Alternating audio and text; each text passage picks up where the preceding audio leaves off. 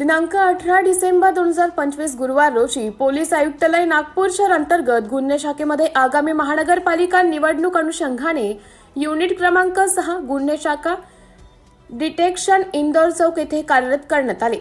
सदर युनिट 6 मध्ये 2 अधिकारी 10 अंमलदार असे नेमण्यात आले असून प्रभारी अधिकारी म्हणून पोलीस निरीक्षक भरत करहाडे यांना जबाबदारी देण्यात आली आहे।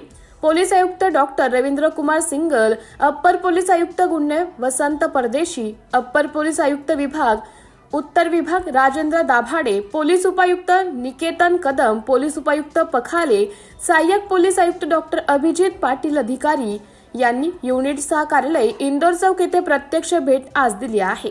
तसेच पोलीस आयुक्त यांनी आगामी येणाऱ्या निवडणूक संबंधी करावयाची कार्यवाहीबाबत सूचना देण्यात आल्या आहेत। सिटी इंडिया न्यूज साठी जिल्हा प्रतिनिधी नितेश गव्हाणे, नागपूर।